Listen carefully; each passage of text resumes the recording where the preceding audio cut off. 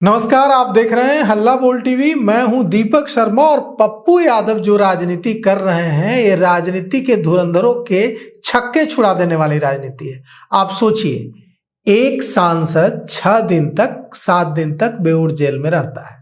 Beur jail से निकलता है, वो नहाने नहीं जाता है, वो आराम करने नहीं जाता है, वो शरीर को की थकान मिटाने नहीं जाता है। वो कहाँ जाता है? जेल से सीधा निकलकर वो चला जाता है फुलवारी शरीफ। फुलवारी क्यों जा रहा है?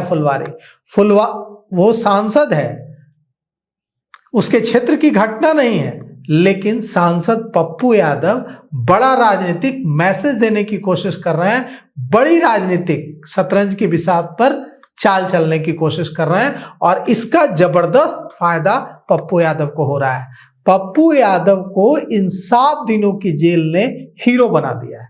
पप्पू यादव इसे और एक कदम आगे बढ़ाने की कोशिश में आज जेल से निकलते ही जुटते नजर आए। बेऊर जेल से निकले और सीधे चले गए फुलवारी, उस छात्रा के घर जिसकी छत से फेंक कर हत्या कर दी गई थी, और छात्रा के परिजनों से मिले, भरोसा दिलाया कि उनके लिए लड़ेंगे और जो कुछ हो सकेगा आर्थिक रूप से परिवार की मदद भी करेंगे।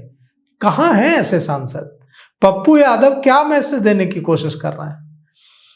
फुलवारी के विधायक श्याम रजक ने कहा कि यह घटना उनके क्षेत्र में हुई है और पुलिस अपना काम कर रही है। पप्पू यादव का क्षेत्र नहीं है फुलवारी, पप्पू यादव तो पूर्णिया से सांसद हैं, लेकिन ऐसा लग रहा है जैसे पप्पू यादव फुलवारी के विधायक हैं, श्याम रजक नहीं है। पप्पू यादव जेल से निकलते हैं और सीधा अपने घर नहीं, सीधा फुलवारी पहुंच जाते हैं, उस छात्रा के घर जिसकी जान ले ली गई है छत से फेंक कर। यह आरोप है छात्रा के परिजनों का। छात्रा पढ़ने गई थी कोचिंग। सीसीटीवी फुटेज में दिख रहा है कि ऊपर छत पर वो भागती हुई जा रही है, पीछे पीछे 2 लड़के भी उसके पीछे जा रहे हैं। छात्रा छत पर जाती है और छत से सीसीटीवी फुटेज में गिरती नजर आती है। उसके बाद वो दोनों जो छात्र उसके पीछे पीछे दौड़े थे वो भागते हुए नीचे उतरते हैं, छात्रा जहां गिरी थी उसके पास पहुंचते हैं, उसकी लाश के पास, और फिर वहां से फरार हो जाता है। ये सब कुछ सीसीटीवी में कैद हुआ।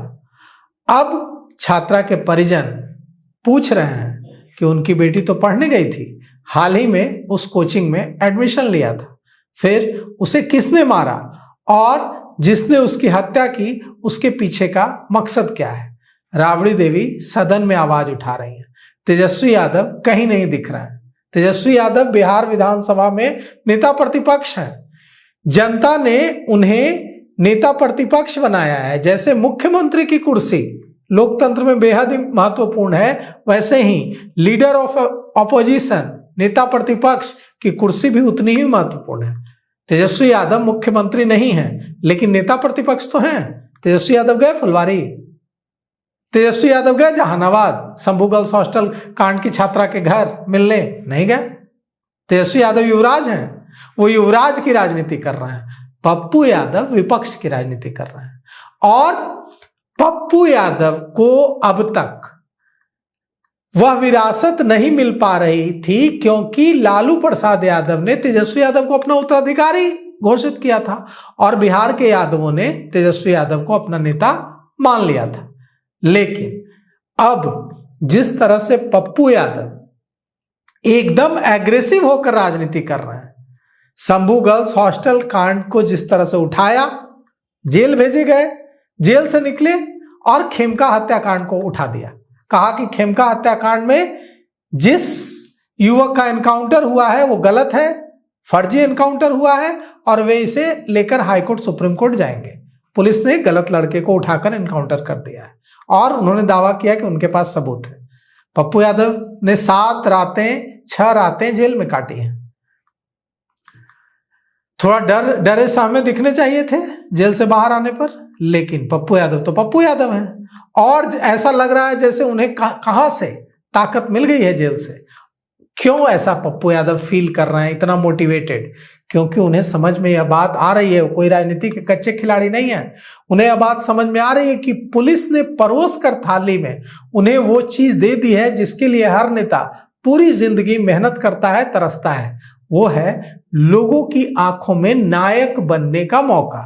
आज पप्पू यादव हर चौक चौराहे पर चर्चा का केंद्र है। इसलिए नहीं कि उन्होंने कोई गलत काम किया है, इसलिए क्योंकि लोग कह रहे हैं कि पप्पू यादव लड़ा, पप्पू यादव लड़ा, इसलिए पप्पू यादव को जेल भेज दिया गया। और यह बात लोग ही नहीं कह रहे हैं, भारत सरकार के कैबिनेट मंत्री, भारत सरकार का कैबिनेट मंत्री भारत सरकार होता है। भारत सरकार के कैबिनेट मंत्री जीतन राम मांझी कह रहे हैं कि पप्पू यादव ने शंभू गर्ल्स हॉस्टल कांड को मुखरता से उठाया, इसलिए उनको पुराने मामले में गिरफ्तार करके पुलिस ने जेल भेज दिया।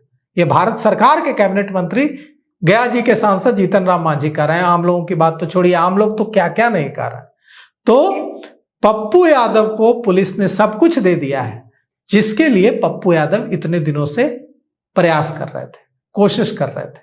और पप्पू यादव इस बात को भली भांति समझ रहे हैं। इसीलिए पप्पू यादव जब बेऊर जेल से निकलते हैं तो अपने घर नहीं जाते हैं, आराम नहीं करते हैं, डॉक्टर के पास नहीं जा रहे हैं। वो कहां जा रहे हैं? सीधे वो सीधे जा रहे हैं फुलवारी। फुलवारी जा करके उस पीड़ित छात्रा के परिजनों से मिल रहे हैं, उनको ढाढ़स दे रहे हैं, जिसे छत से फेंककर मार देने का आरोप परिजन लगा रहे हैं। पुलिस ने अब तक इस मामले में कोई साफ खुलासा नहीं किया है, जांच चल रही है।